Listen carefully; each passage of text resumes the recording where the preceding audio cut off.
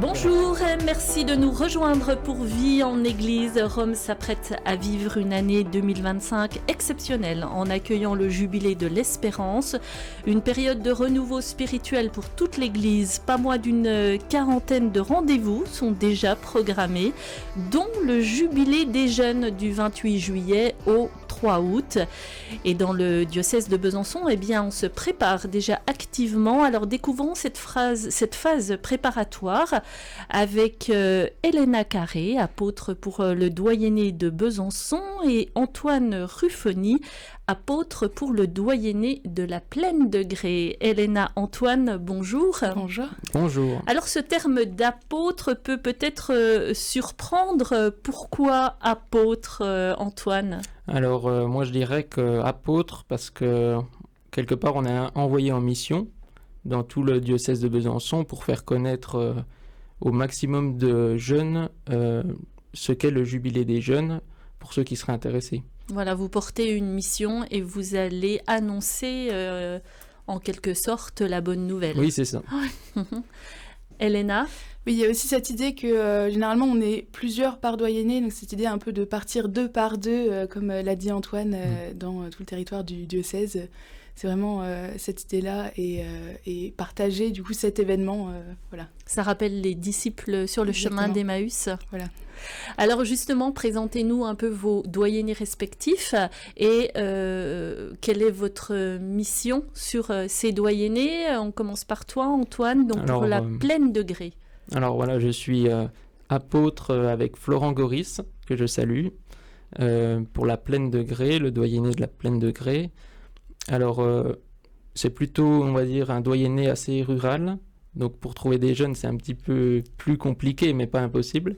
Donc, notre mission, c'est ça, c'est essayer de rassembler le plus de personnes possible intéressées autour d'une équipe fraternelle où on peut se rencontrer et puis faire des activités ensemble pour cheminer ensemble vers le pèlerinage du jubilé. Alors comment faites-vous passer cette information en fait auprès des différents jeunes sur votre doyenné ? Alors par exemple on peut afficher plusieurs tracts, des affiches dans les églises pour ceux qui passent on va dire par hasard, mais sinon on rencontre aussi des jeunes qui viennent par exemple à la messe qu'on peut connaître par aussi, par des connaissances aussi. Le bouche à oreille fonctionne très bien. Et sinon, même avec la radio, j'espère que ça va fonctionner. On espère aussi. Voilà. Et puis, il y a des réseaux sociaux qui sont en train d'être mis en place aussi avec Besançon. Voilà, on redira tout ça à la fin, les modalités un peu pratiques pour se tenir informé justement sur l'avancée de ce jubilé, de ce temps de préparatoire. Elena, pour toi, sur le doyenné de Besançon, comment est-ce que ça se passe ? Oui, alors du coup, moi je suis donc apôtre pour le doyenné de Besançon.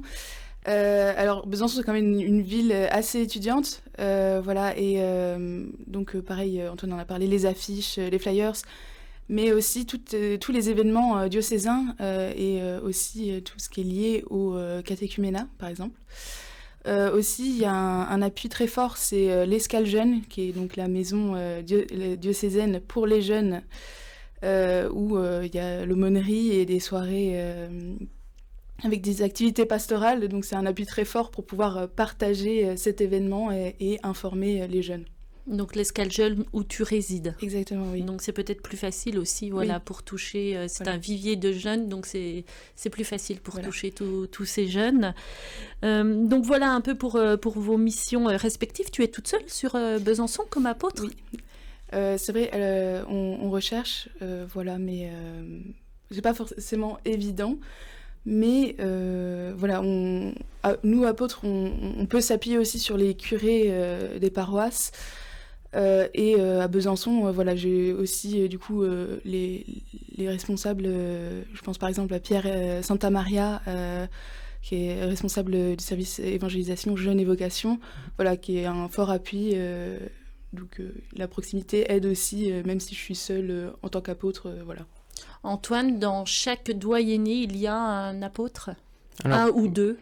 Oui, en général, oui. Il y a, je crois, quelques doyennés, un ou deux, où il n'y a pas d'apôtre encore, mais ça va être en cours. Mais oui, il y a toujours au moins un apôtre par doyenné. Oui, là, on est vraiment au début, en fait, de la mobilisation pour ce pèlerinage jeune à Rome. Vous n'êtes pas lâché dans la nature comme ça. En fait, il y a une équipe pilote, Elena ? Oui, alors du coup, j'ai parlé du coup du responsable, par exemple, du service évangélisation jeunes et vocations. Et donc, il y a une équipe qui fait le lien aussi avec le national. On a des visios tous les mois, voilà, donc on peut parler des éventuelles questions qu'on a, voilà, on peut échanger et voir ce qu'on peut mettre en place individuellement, enfin dans notre doyenné et de manière plus globale.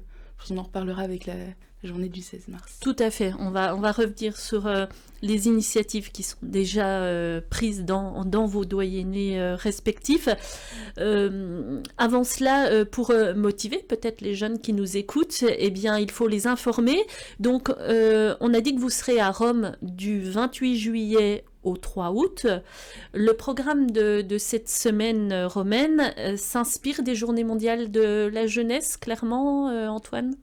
Alors, moi, je dirais que ça s'inspire dans le sens où c'est un grand rassemblement des jeunes du monde entier. Alors, ils en attendent plus d'1 million de jeunes, quand même, c'est pas rien, à Rome et au Vatican aussi. Et c'est ça qui, je pense, a un point commun. Après, il y a une démarche spirituelle, et je pense que c'est légèrement différent que les JMJ. C'est Pèlerin d'espérance. Voilà, c'est le thème du jubilé 2025, parce que le jubilé des jeunes, c'est un événement qui s'inscrit durant l'année jubilaire. Donc il y a au moins 35 événements comme celui-ci pour tous les domaines, toutes les pastorales, voilà, tous les mouvements voilà. Et services d'église. Elena ? Oui, je voudrais juste rappeler, du coup, pour tous ceux qui nous écoutent, que tu as parlé, Antoine, d'une année jubilaire. Voilà, ça arrive tous les 25 ans. Donc, ça n'arrive pas tellement souvent. Et donc, c'est vraiment une occasion à ne pas manquer avec tout ce qui est prévu. Voilà, donc il y aura aussi le passage de la Porte Sainte. Voilà, si vous avez regardé KTO à Noël. Voilà, une messe avec le pape, comme on retrouve au JMJ, aux Journées mondiales de la jeunesse. Et un week-end final, il y a différentes activités, que ce soit en diocèse ou vraiment un côté plus ouvert et liberté, où les jeunes sont plus libres de faire des visites et de partir sur les traces du christianisme. Donc voilà. Voilà, donc il y a des temps de catéchèse, de prière communautaire, personnelle, donc des temps vraiment très spirituels pour approfondir justement sa foi, et puis des temps plus culturels. Oui. Hein, on est à Rome quand même, donc voilà. Ce sera riche aussi, je suppose, d'échanges entre les jeunes de pays différents. C'est quelque chose que vous attendez aussi, Antoine, ça, ces échanges ? Oui, ça me ferait très plaisir parce que j'ai pas pu aller au JMJ l'année dernière. Non, il y a 2 ans maintenant. Et donc, c'est un événement que j'ai jamais vécu, un tel rassemblement. Voilà, pour tous les deux, hein, c'est une première. Oui. Voilà, vous ne connaissez pas les JMJ, donc c'est difficile, c'est vrai, de comparer avec ce qui se vit lors de ces rencontres. Elena, c'est un moment aussi que tu attends, ou qu'est-ce que vous attendez l'un et l'autre plus particulièrement dans cette semaine à Rome ? Alors, je pense personnellement, c'est vraiment, oui, c'est ce côté rencontre des jeunes du monde entier. Voilà, moi, j'ai jamais vécu un rassemblement tel que celui-là. C'est vraiment, je pense, riche donc on a dit de manière de culture et de spiritualité. Et c'est vraiment, je pense, important, surtout dans le monde dans lequel on vit, de pouvoir, entre jeunes chrétiens, catholiques, croyants, de pouvoir partir ensemble, de se rencontrer et de se rendre compte de la présence de nous, les jeunes, dans le monde, et de pouvoir vivre, échanger ces moments ensemble. Je pense que c'est vraiment important et c'est vraiment ce que j'attends de cette semaine à Rome. Alors, on a parlé du week-end final avec la messe célébrée par le pape. C'est toujours un temps fort. Il y aura également le passage par la Porte Sainte. Qu'est-ce que ça représente, Antoine, pour toi? Alors, la Porte Sainte, il y en a 4 à Rome, dans les basiliques papales. Majeures, oui. C'est ça, de Rome. Il y en a aussi ailleurs, aussi en France. Par exemple, à la basilique de Montmartre, ils ouvrent aussi une porte sainte. Les diocèses, c'est ça, les diocèses en fait étaient invités à ouvrir aussi en lien avec le jubilé. En lien avec cette année. Alors moi, ce que ça représente, c'est un rituel qui est organisé pour le jubilé. Donc tous les pèlerins, même de toute l'année jubilaire, sont invités à passer la porte sainte. C'est pas uniquement le jubilé des jeunes. Et c'est une démarche, on va dire, physique. On passe avec notre... oui, on franchit, c'est ça, on franchit une porte, mais c'est une dimension aussi très spirituelle. Quand on va passer la porte sainte, on entre, on va dire, dans un nouveau lieu, dans une nouvelle sphère après. Donc qu'est-ce que cette porte ouvre aussi dans ma vie spirituelle? C'est un renouvellement, et le jubilé, ça permet de se ressourcer, de renouveler notre foi. Elena, ça fait aussi appel au sacrement, puisque passer cette porte sainte, c'est recevoir le sacrement du pardon, en quelque sorte. Oui, c'est ça, il y a cette notion d'indulgence. Je trouve ça très important, parce que je pense qu'il faut le rappeler que, en fait, c'est une année jubilaire, et il y a, je crois, 35 pèlerinages qui sont prévus. Ouais. C'est un peu pour tout le monde. Voilà, il y en a même un pour les servants d'hôtel. Il y a des semaines spécifiques. Et moi, je trouve ça particulièrement beau d'inviter les jeunes aussi dans cette semaine à suivre cette démarche que tant d'autres pèlerins vont suivre dans l'année, de passer cette porte sainte, et de pouvoir recevoir cette indulgence. Vie en Église, aujourd'hui je reçois Elena Carré et Antoine Ruffoni pour évoquer un pèlerinage, mais pas n'importe quel pèlerinage, le pèlerinage des jeunes qui se déroulera à Rome du 28 juillet au 3 août.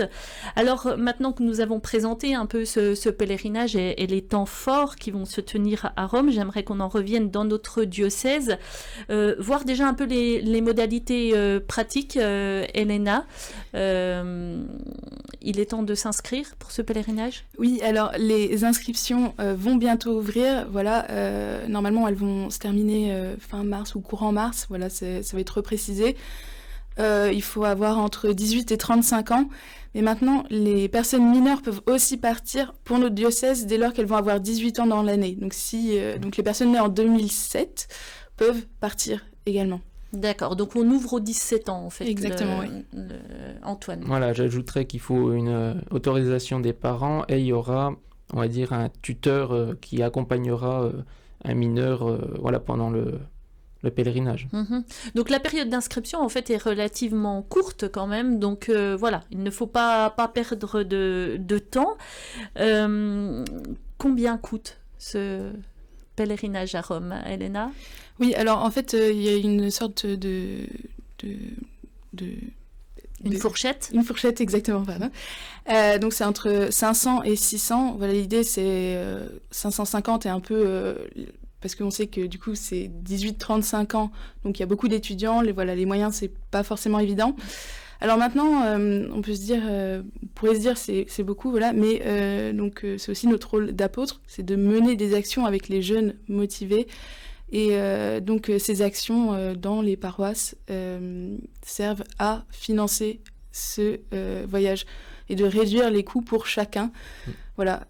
Aussi, information importante, voilà, même si on réussit à descendre au maximum les prix, pour certains ça peut être encore compliqué. Eh bien, il y a encore possibilité, d'écrire normalement une lettre. Pour, comme c'était produit au JMJ, je pense, il me semble, pour demander une aide au diocèse, et ce qui est vraiment possible. Donc, il n'y a vraiment pas de questions à se poser. On écrit une lettre et on peut... Il ne faut pas que le coût soit une limite. Exactement, pour participer à ce pèlerinage, en fait. donc 550 €. Donc ce prix englobe tout, le voyage en car, puisque l'aller-retour se passe en car, Besançon-Rome, et puis l'hébergement sur place. Où allez-vous être hébergé ? Oui, alors pour l'hébergement, c'est vraiment comme les JMJ, donc principalement dans des écoles ou dans des gymnases. Voilà, après, normalement, il y aura aussi la possibilité d'être hébergé en famille, mais pour la majorité des personnes, ce sera vraiment dans des gymnases et dans des écoles.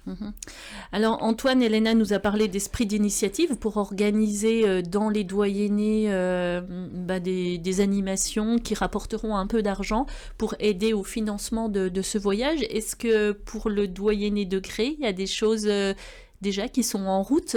Oui, déjà, on avait organisé une vente de bougies, des petits luminons avec l'image du jubilé dessus, pèlerin d'espérance. Au moment de Noël, des fêtes de fin d'année. Voilà, c'est ça, oui, au moment de Noël.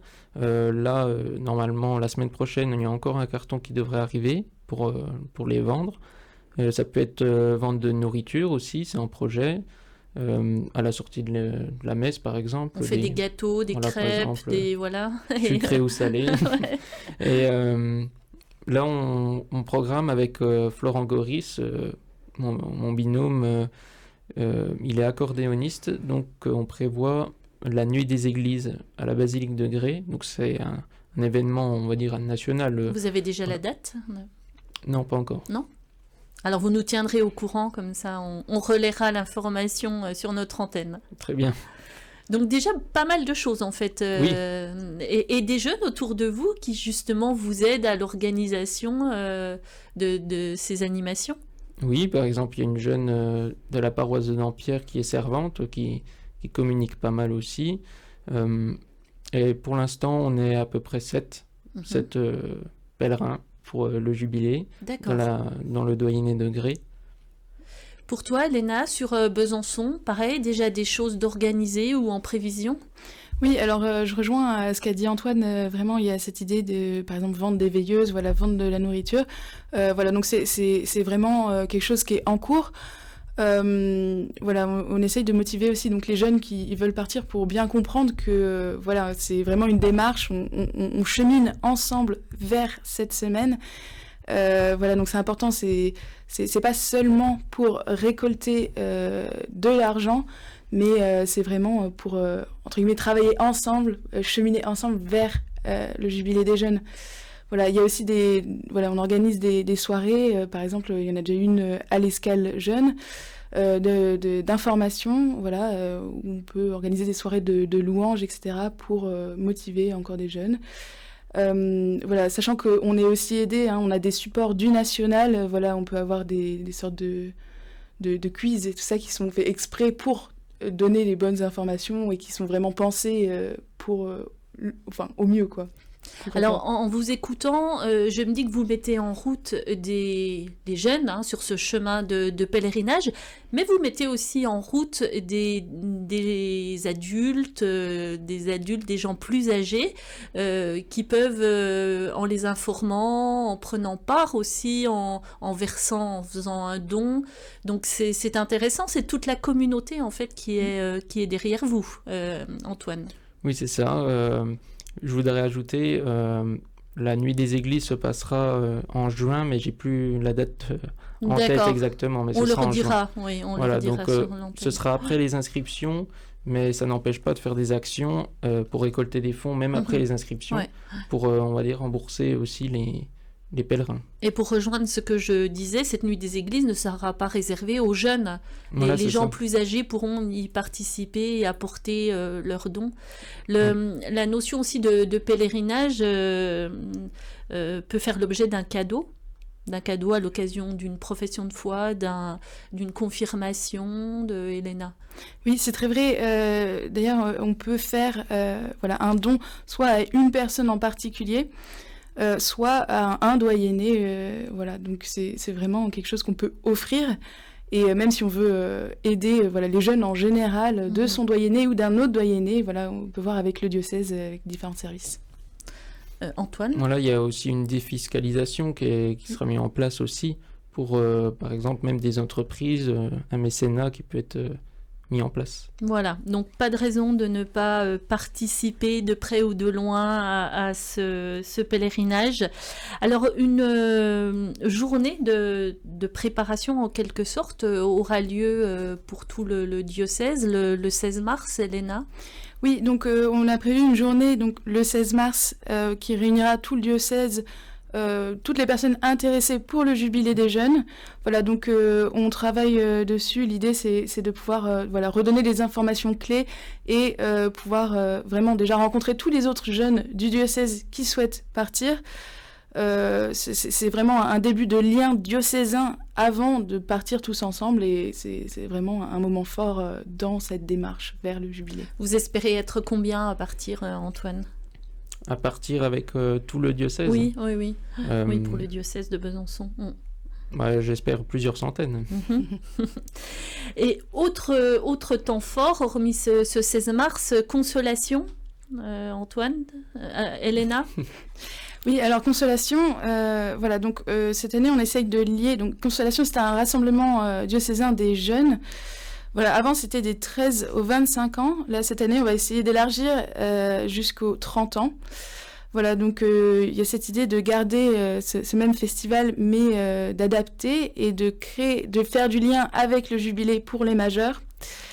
Donc c'est vraiment un moment qui est vraiment particulier pour ceux qui vont partir, qui est d'ailleurs, information importante, inclus dans le prix. Voilà, ceux qui vont au jubilé n'ont pas besoin de payer l'inscription pour Consolation. Voilà, donc l'idée c'est vraiment encore une fois de créer du lien. On voit vraiment cette démarche et voilà, donc je fais partie de l'équipe qui réfléchit un peu à comment on peut organiser ce festival, voilà.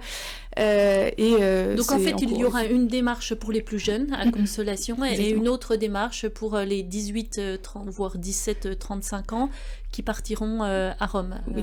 Antoine ? Là, je voudrais préciser aussi que le lien qu'on fait dans nos doyennés respectifs et avec le diocèse auprès des jeunes qui seraient intéressés, ça ne s'arrête pas au jubilé.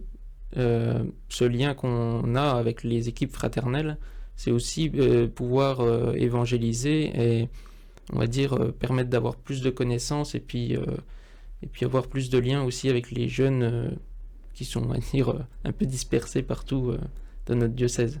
Donc c'est créer une équipe pour développer la foi, mais aussi pour perdurer, pour perdurer dans le temps. Ça ne va pas C'est ça. s'arrêter au lendemain du pèlerinage Voilà, ça serait à Rome. dommage.